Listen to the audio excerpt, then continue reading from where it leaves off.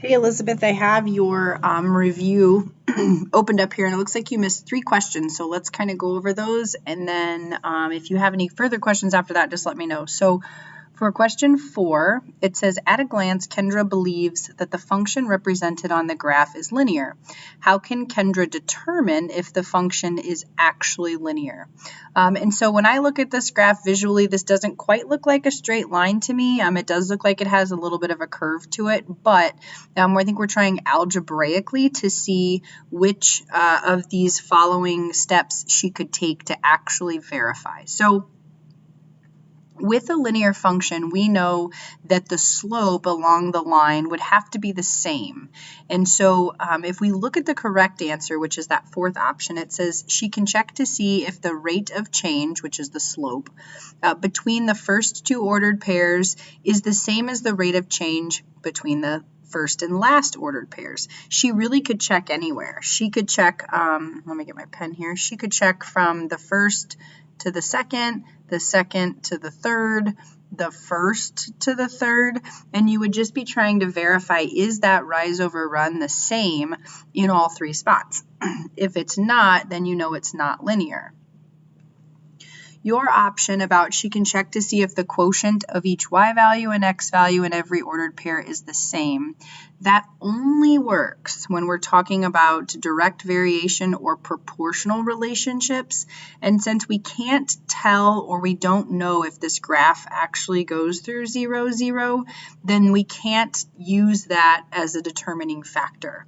So you're not really off base in this one. You're just maybe forgot that only works with proportional relationships where the y over the x has to be the same. And again, those are linear functions, but they do have to go through 0, 0. And since we can't tell what's happening here, I don't know if this curve like kind of does this. I'm not sure really what it does past what I can see.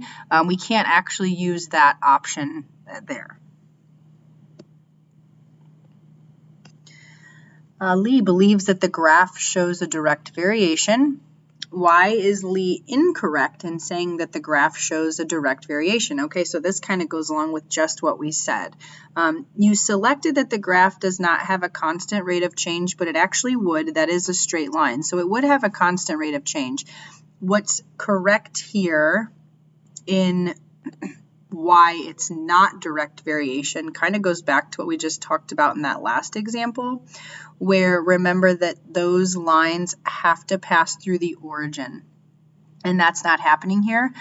So that because the ordered pair 0, 1, when x is 0, y is 1, instead of when x is 0, y is 0, that is why it's not direct variation. So you're trying to prove Lee wrong.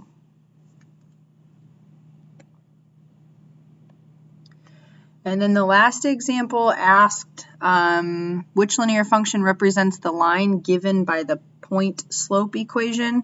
So this is a rearrange. We're going to rearrange this so that we have it in slope intercept form. So we're trying to get it, these are all in y equals mx plus b form. So in order to do that, we need to distribute the 1/2 through the parentheses, and then we need to add 8 to the other side. So distributing through the parentheses gives us y minus 8 equals 1/2 x minus 2. 1/2 times 4 is 2. And then we're going to add 8 to both sides.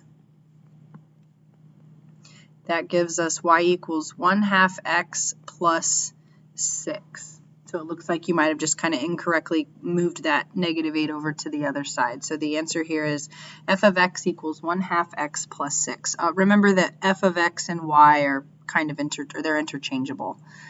So that's it. You did really well on this. If you have any other further questions or anything you would like me to kind of go back through, just send me the topic. But I think you're good to give this final a shot.